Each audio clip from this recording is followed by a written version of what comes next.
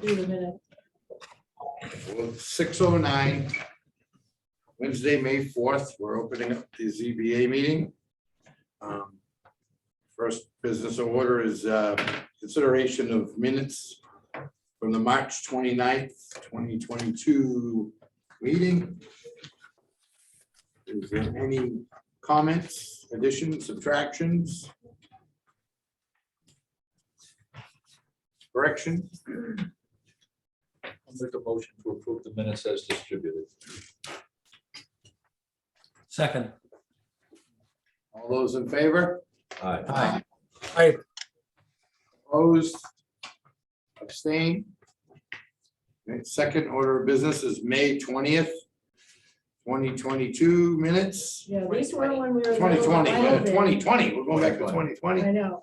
Okay, sorry. I went to put my hands on. I did these. see that, but I thought that was a mistake. I went to put my hands on these and they were not there. Yeah, So there was a okay. draft of them. Okay. So I finished them up. And I was This even is- present for this one. That's cool. Mhm.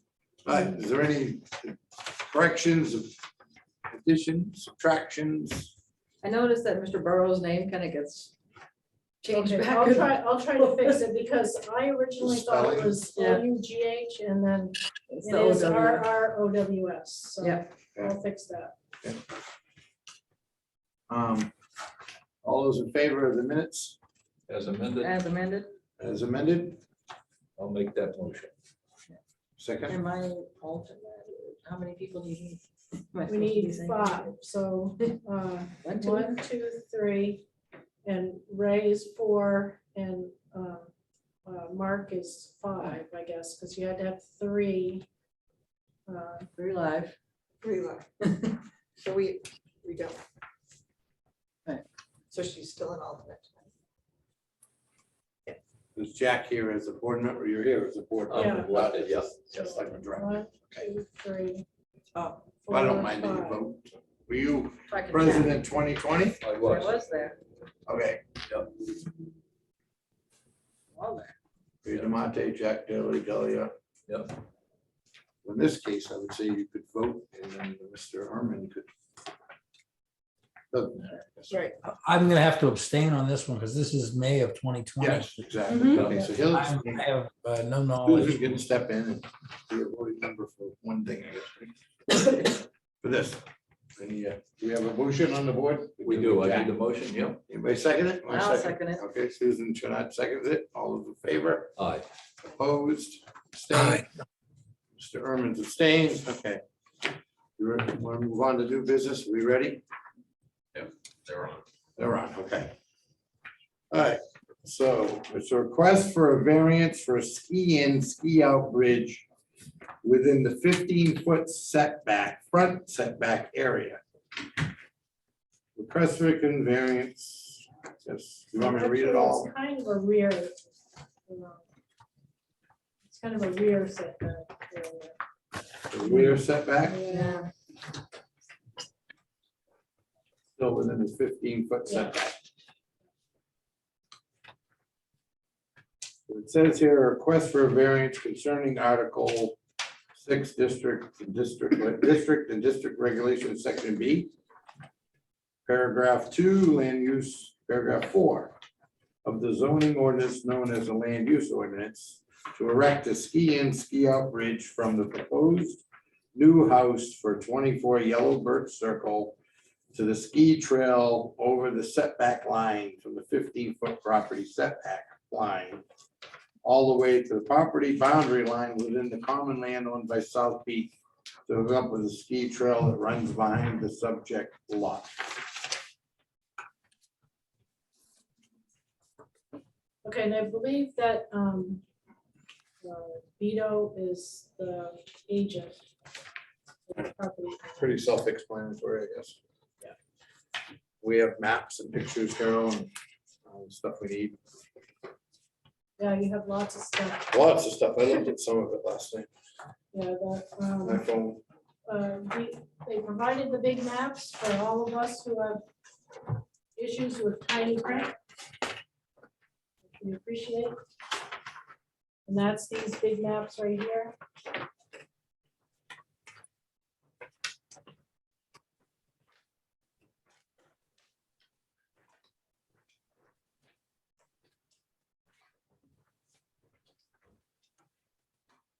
Probably the top page is the best page for that.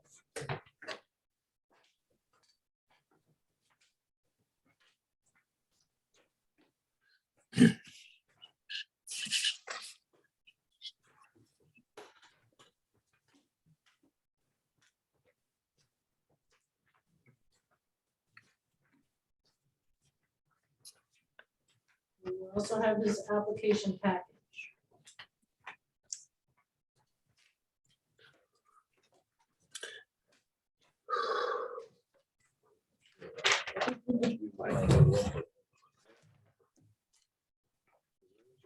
Right here. This is what they want to do. Hey, John, Yes, Ray. thank you. I think at the outset, we need to address an issue with the application itself. Okay, If you look at the page of the application, starting on page 2, in essence, I mean, it almost always says, you know, there are multiple bridges, there are other bridges. Can't get to the property without bridges and so forth. It does not address the elements, the physical elements of the site that are supposed to justify the variance. Now, we have a sheet that we use that explains the conditions. And I asked Carol to make a copy of that, actually pretty late today, when I realized what was in here. But these are the conditions, details of what makes up each of the conditions.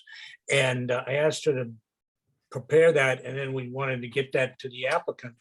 But there's nothing in this application that addresses these criteria. And normally these are criteria for the ZBA to apply.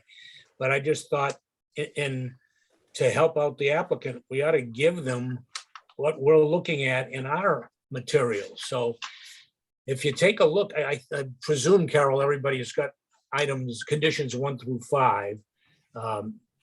And I see that as a major issue, because sitting before us, it basically says multiple bridges over and over again, and those don't justify all of the, number one, all of the things that are required to get a variance. And number 2, although my knowledge is not by any means thorough, I'm not aware of multiple bridges in Lincoln. I know of one, but I'm not sure that where the others are. And that just, frankly, just having a bridge somewhere else does not necessarily justify a variance. So I'm suggesting that what we need to look at is the conditions explained document that I asked Carol to pass out. And you know, I don't know who prepared the application, but it doesn't address these issues. And I asked the board, how do you want to proceed? I'd like to make a comment pursuant to that. If nobody else has any comments, the RSA 674-33 is the ruling statute. And I think the case that controls this particular application is Harborside versus Parade, which is a Supreme Court of New Hampshire case from 2011. And in particular, the applicants haven't, as Ray points out, haven't explained the requirements or the hardship presented by the absence of a bridge. I mean, the biggest issue that they've got to deal with is the fact that, number one, this is you're a member of a planned use community, of a multifamily community, which has a homeowner association rules. And there's a harm to everybody by violating the setbacks and the rules, which is presumed by the existence of such a contract. That doesn't mean that it's insuperable. That just means that you have to demonstrate in what way your particular property is harmed by the setback requirement in this case. And the fact of the matter is that directly adjacent to this property, there's an easement and a passage which permits you to walk out the front door of the house, take a right turn, go about 20 feet on your own property if you desire to do so. And for that 20 feet, you could build a ramp or a pathway or a walkway or whatever, but it's not necessary for purposes of accessing the ski trails because it'll be snow covered at all that time. And get directly onto the trail in that fashion without going over this bridge. So it doesn't, to me, make any sense to grant a variance. Now, the variance language states that we are authorized to do so if these conditions apply. It doesn't state that we shall do so if the conditions apply, but it seems to state, and I don't know of any case law that suggests that this is the case, that we may not grant the variance unless these conditions apply. That would be my guess that that's how the New Hampshire Supreme Court would apply the case law and the statutory law, the RSA. So that's the real obstacle as I see it. Now, there are other issues which I think should be brought up, which is we don't really have plans that have full elevations, for example, of the buildings. Now, it's not our job to judge whether the plans for this building comply with the homeowner's agreement that everybody signs when they buy a lot in the South Peak, original South Peak zone. But it doesn't look to me like these plans do comply with those restrictions. I got to tell you, I don't like the restrictions. And if I had it to do all over again, I wouldn't participate in that association for that reason.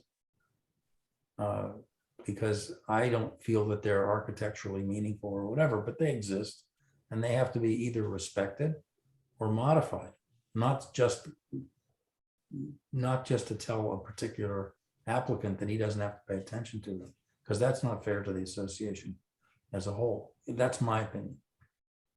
So almost anybody who wanted to object to this, I think, would have an actionable cause and a right to prevail. So it's a tough sell without more work. It's possible that by doing more work on the application and Carol's summary in the what does she call it? Conditions explained. Yeah, conditions explained is a pretty good summary of the case in question, which I think is the source of that conditions explained. And the RSA itself is pretty clear. 674-33. And I don't see it addressed in the application. So I would suggest that as a favor to the applicants, we consider not examining this application today. Because it's my opinion that if we examine it, we cannot approve it in its current form. And rather than examining it, turning it down, I think it would be better for the applicants to tell them to take a look at the RSA, take a look at Carol's submission for conditions, and put together your best shot for falling within those guidelines to apply successfully for a variance, and come back and apply for a variance when that has been done. That would be, in my view, a more friendly way of dealing with it than to say denied. Anyway, just my opinion. Could I add something to that, Mark? And that is that if we were to table it, they do not have to apply for a new variance. We could just act on this when they supplement. That's right. The I mean, material that as a procedural matter, you're right. That's the way to do it. Absolutely. But that's up to them to accept that or to not accept that. And then it's also up to the rest of the board to weigh in, because I may be in a minority of one, which would not be a position I'm not familiar with. This is the applicant. This is Kyle Tage at Licati Architects, and appreciate the commentary and the additional information one of the challenges as we were getting ready to sit into this meeting. We received the email roughly 3 minutes or 4 minutes before we were walking in the door here. So I haven't had a chance to study that. But, you know, we want to, on the behalf of our client, obviously make the best case possible to defend what we're asking for here. And we feel that there are maybe not well articulated in the application, but there are some physical site constraints that warrant the need for the additional length of the bridge to gain some more elevation. And, you know, obviously would welcome the chance to more accurately and better articulate that position to give you guys a better chance to fairly address this situation. I would add that as a part of this process, we are approved from the South Peak Architectural Review Board. We've gotten all of those approvals done. They've actually approved the bridge as much as they can, but you know, this is now a township issue and not a South Peak ARB issue. But we do have the approval of South Peak for all of the design elements of the house, the height, the size, the amount of tree removal, grading, all of those issues have been resolved, and we're firmly ready to go into construction according to the South Peak ARB. So, sir, are you suggesting you would want to take, oh, I'm sorry. Ray, I was going to respond to you when you talked about other bridges. There are a couple of other bridges up there that are ski in, ski out. I honestly don't know, and maybe Carol, you can answer this, whether or not they're in the setback. I don't know, because I've been here for 9 years. I've never given a permit that I'm aware of for that kind of thing. And maybe it predated me. Those bridges predated Those me. two bridges are both off of the street up the top of Hemlock. Look, I think they're up. Hemlock. And to my knowledge, they antedate the current agreement, and I don't know about the land use ordinance or the setbacks, but they are among the oldest houses in the development, which is not that old by historical standards, but is probably antedates the land use and the planning components of the setback. So I don't believe they're relevant in that regard. And actually, they're not relevant legally, but that's not a. Well, the only thing I was thinking about was if they're in the setback or not. But Brian, you're on the call, if I may, Mr. Chairman. Brian, do you know of any other bridges that are on there? And if this variance was granted, I know Loon has, under the operating agreement, a responsibility for snowmaking and maintenance of those trails. Would it interfere with your snowmaking and maintenance of the trails? Well, so two things. One, I think you guys are right. I think there's two kind of stairways / bridges that go up on Hemlock because of the gradients behind the homes to get up to the ski trail there. I'm not positive. There might be a third, but anyway, in terms of our responsibilities and our concern, I mean, we're not concerned what the homeowners are building down there or where they're going. We have an operating agreement. We have easements through there to maintain and operate these trails. We want to make sure that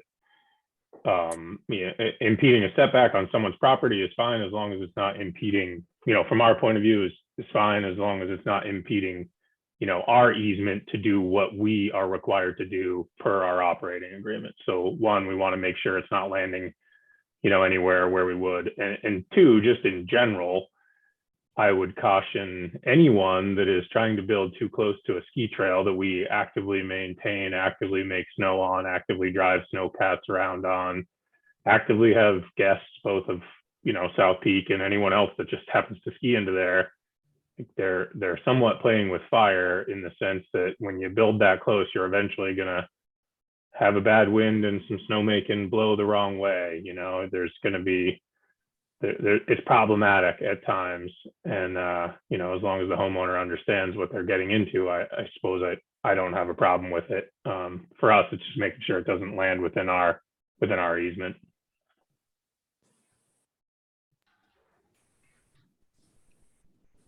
Well, I think it's right up to the property boundary line. It looks like it's touching, or, I mean, I assume it's not over, but could be just the thickness of the line on the plan. Yeah, and to be clear, I haven't seen the plans, and I don't know exactly what you guys are looking at.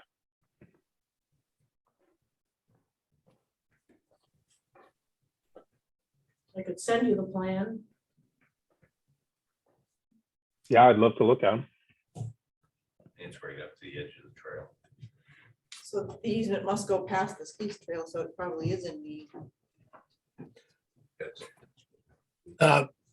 Is there any requirement from the association that the bridge be insured in terms of general liability if somebody skis by it and hits the bridge?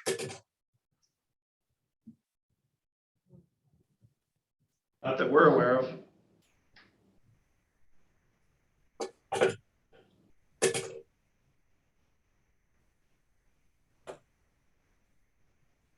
I guess more specifically, not that the South Peak ARB made us aware of in their approval process. And, I mean, and I have absolutely no knowledge at all. I was looking at the plan and it looked very close on the bigger plan. And then on the smaller plan, it looked like the defined trail was further away, and I'm not sure which one was accurate. There were like two different places for the trail as it related to the end of the bridge. The end of the bridge is about 4 feet lower than what the ski trail is. So you would have to be off of the trail to go to the ski bridge. That's not to say that won't happen, but you would not be on what is defined as the trail. So there'll be stairs from the ski trail to the bridge? We were not planning on that because that's off of our property, and we were planning on the fact that our clients will have to traverse that 4 feet. So they'll have to climb anyway. Right. The difference being it's a 15-foot climb if we have to stop at the setback, and it's a 4-foot climb if we have to stop at the property boundary. well, that's only true if you go out the back of the house. I mean, you go out the side of the house or go out the front of the house and you walk around with no obstacle whatsoever. In an existing right of way, which is right there, which is already used by the neighborhood. So this is not the solution to a problem. This is creation of a private entrance onto the ski path. And it does not meet the requirements for a variance from the ZBA, in my opinion. That's just my opinion. Because you already have a path that's right there, right beside the house. It doesn't have any of those issues.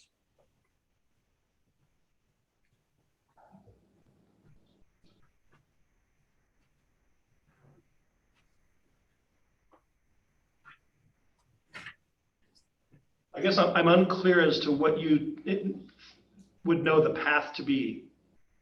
It's an easement and it's a access that everybody uses and that is codified in the town map and plan, and I believe in the South Peak as an easement for access to the ski trail.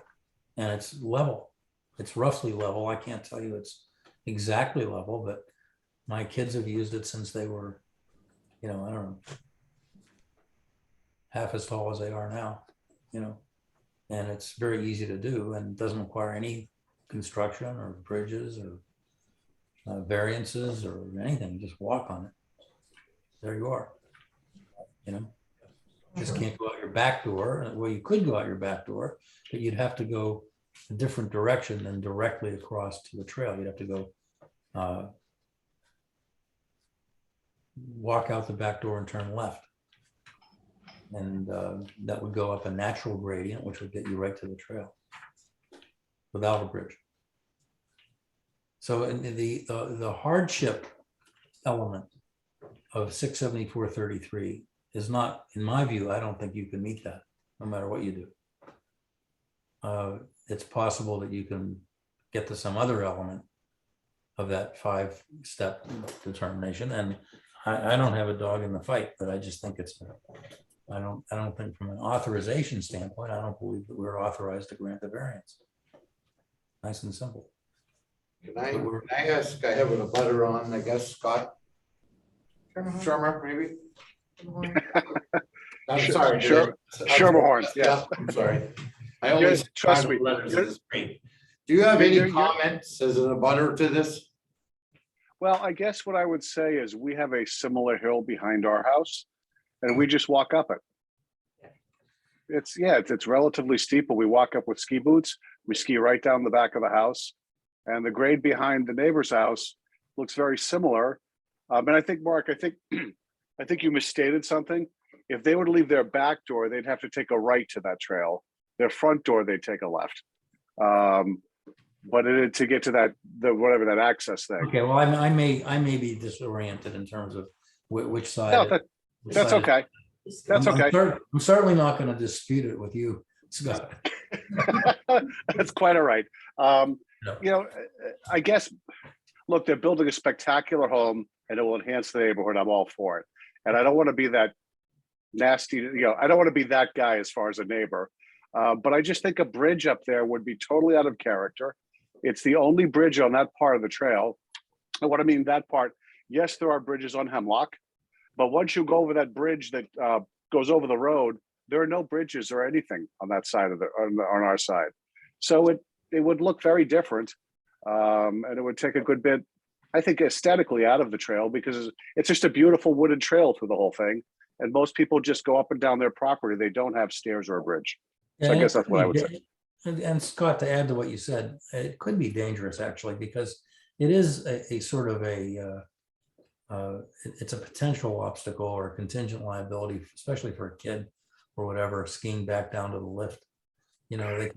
Mark, you bring up a good point because, my observation is what you have on a weekend, you will often have this, the ski schools, the kids coming down that trail, just, I guess, to have fun and take the lift up and avoid everything else. And these kids are young and they're skiing like kids usually would. And I would worry if there's a wood structure right on the side of the bridge. Right on the side of the trail could be a problem. But anyway, the other thing I would say is they do blow a lot of snow there and there's a lot of grooming. So I'm not sure how that would work. I'd be worried you just pack in that bridge. But it is accessible without a bridge, I guess, is at least I'm not an architect. I'm not an expert. I'm the homeowner next door. And we have the similar type grade. And we just walk up and down. Oh, actually, we ski down, assuming it's not icy. That's a whole different discussion.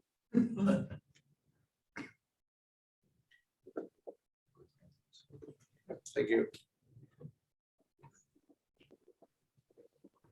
I think what Mark said in the beginning about offering to table this and have them redo the application, I don't think it's very relevant. If they don't meet the hardship, they don't meet the hardship. I think that would be a waste of time for Well, I think you're right. everybody They involved. need to do a little more research into what the hardship is, maybe. possible. That's just. Well, my I think Deal, I think that's a reasonable comment, but the fact of the matter is, I don't believe that they are, first of all, I don't believe that the applicants, the people who are guiding the application are from this area and they don't know these rules that well. And I would give them a chance to personally, I'd give them a chance to put their argument in the best light for them, number one. And if they wanted to reconsider whether it's necessary, it could be viewed by the clients as a spectacular thing to have, but whether it's actually useful or necessary, I agree with what Scott said about it's not in keeping at all as with the neighborhood. As far as having approval from the Architectural Review Board of South Peak, I won't make any comment on that because I just would refer you to what many district attorneys and prosecuting attorneys have discussed as the criteria for getting an indictment from a grand jury. And Ray, you know what I'm talking about, right? So it's not a diligent process. That's not a diligent process. I personally would not attempt to get standing to litigate against it, but I can't guarantee you that nobody else would. And I think anybody who did so would prevail. Simply because, and then of course the zoning board would be contingently liable because we don't have authority to grant this, in my opinion. I don't believe we can grant it unless it's phrased artfully and in some fashion. It gives us a leg to stand on when compared to the standards either of the case law or of the restated, the RSA 674-33, which is the governing legislation in this circumstance. It's very clear. I mean, it's very easy to do that. If you want to do it, I would say I would offer Delia. I would offer them a chance to do it. We have enough. I have enough time. I think everybody on the board has enough time to give them their day to be heard. But I doubt that it's possible to state it in that fashion, given the local facts on the ground, as they say. Hey, Mark, this is Scott again. One thing I would say, I'm a little surprised that the Architectural Review Board approved this without even speaking with the abutters about a variance. I was shocked to find this. That's what I was saying. That's just subject for you and I, Scott, to discuss on some other circumstance. But it doesn't surprise me. On the other hand, it doesn't mean that it's in compliance with the home ownership agreement, because it's not. And that what would happen if that can of worms were opened might be that the rest of the approvals might have a problem. Who knows? I don't know. Right. And that approval was definitely granted with the caveat that this process was to be followed subsequent to that. That approval is contingent upon the township's approval of this variance. We understand. There's no prejudice involved. I don't want you to misunderstand our comments. There's no prejudice involved whatsoever, but that process has not been done, in my opinion. My comments have nothing to do with you. It's quote unquote our homeowner association that's supposed to be representing us. But that's a different discussion. That's a discussion to be held at a different time and place. I'm available. We'll talk later. We'll talk later, Mark. So perhaps we should ask the applicant if he wants us to vote on the application as it stands tonight, or if he wants to table it and come back and adjust it. Yeah, I would say for sure we want to at least give you guys an opportunity to, as best as we can, present our case and argument within the relevant statutes that were presented, and then vote on it. So we would like the additional time to come back to you with a more articulated response to have you look at and evaluate. Okay, so I think in order to avoid, assuming that the ZBA goes along with what you'd like to do, just in terms of logistics, we would need to pick sort of a date certain, so I don't have to do abutter notices all over again with the cost and all the work associated with that.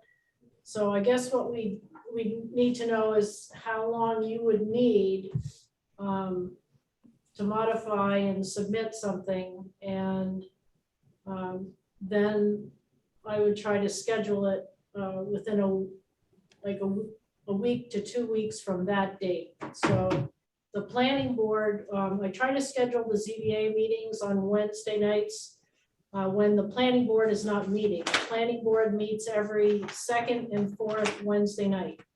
So the other Wednesday nights are available for ZBA hearings. So if you had some idea, like how much time you think you would need to do that? I think we could be in a position to be on your docket for the first meeting in June. Okay, let me just let me look at my calendar a second.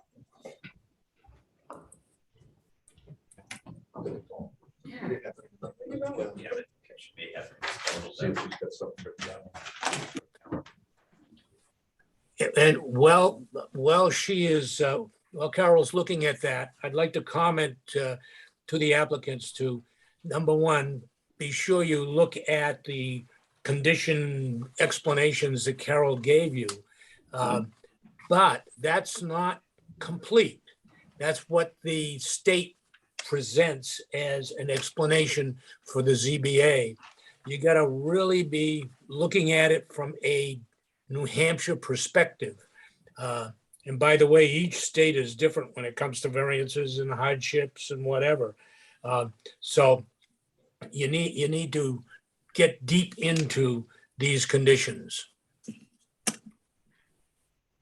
Okay, so June 1st, we're talking about.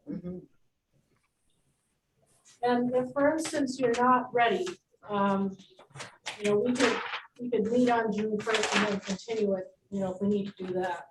Can you properly notice it for June 1st, Carol? I just have to put it on the agenda because right now, the people who were interested in it had an opportunity to be here. And if we're going to continue it to June 1st, you know, I'll post an agenda. We usually post it, you know, the Friday before. So I'd be posting it. Okay. Yeah, if it's done at this meeting, Mark, she doesn't have to send out other notices. Okay, good. That's simpler and easier. I'll make a motion then to continue this hearing without prejudice until June 1st. Can I ask one more question? So as a butter, how will the other butters know it's on due June 1st now? I'm not certain. We'll post it, it'll be posted, the agenda will be posted and it's posted on the town website. Okay. So you could, Scott, my suggestion might be to at least notify the homeowners association and have them through their, you know, chain, send out a notice via email. That would be the easiest, I think, for everybody. Because I know some folks that are abutters that live off premises, you know, in Massachusetts or other states, get mail sent here in many cases, and the notices go here. I had one of the abutters call me today about that they just pick up their mail yesterday, I guess it was, when they came up. Okay. I guess I worry the homeowners association never notified us to begin with, so I'll try, I guess is what I'll say. well, but what I could do is, you know, I mean, I could forward the agenda to, I try not to make a practice of this because then I lose track, but I could send the agenda to you because I have your wife or your significant other's email. Technically my boss, but that's a different discussion. I'm teasing. Your Who knows boss, what's what? send it to your boss. I've learned my lot in life. And then the HOA, I did send it to, it's either, I can't remember if it was Mark Bogosian or if it was David. Yates. Oh, Dave. Yeah, we were not notified, just so you know. I'm shocked. Yeah, Tongue in cheek. I'm shocked. Well, let them know. Mark, I thought this was a conversation for a different day. It is. yeah, on the agenda that will be posted on our website, you can Okay. subscribe to whatever you want on our website. There's a Okay, e-notice. but June 1st is the date. Yeah, June 1st is the date, but I'm gonna need your revised application by the 25th at the latest. Because I need to put a packet together and everything for them, so they can fuss about it over the weekend. And you know that's Memorial Day weekend. When it's Memorial Day weekend, so, We'll get it out the week before that. okay, that'd be good. What date was that for a deadline, Carol? I didn't get May 27th? May 25th. I need to have it, his paperwork, hopefully by the 24th, which is Tuesday. The Memorial Day is in there somewhere. I got you. And so we're gonna have our hearing on Wednesday, June 1st. Once we vote on it, Carol, we haven't. Yeah, And once a you second, vote. once we vote on it. 30th is Memorial And Day. Scott was kind of right that no, there won't be another notification to Right. anybody that this is continuance of the first meeting. Yeah, the 30th is Memorial Day. I will let the homeowners association know. It's up to you, Thank Scott. No problem. And neighbors. And neighbors. Mark, why don't you notify the homeowners association too? TWO. You know, Jack, I'd rather not because Mark's a member of the board. Right. And that's like an extrajudicial communication. All right, I'll take care of it. all right, thank you. Scott. Thank Sure. you. Scott, when you get a chance, figure out a way to give me your phone number if you can, and your email. Oh, yeah, we'll all turn off the volume. Go right ahead. Hold it up on the side. That's okay. All This Scott. is gonna be up on YouTube, so. Yeah, you'll be on YouTube, Scott. Hold up your number. Hey, Mark, how many cocktails do I need in my house for this? As many as you got, or as few as you All want. right, just asking. Scott, you can send it, have your boss send it to me. Yeah. And I'll forward it to Mark. We all- Don't worry, I know how to get in touch with Mark. Okay, we made a motion.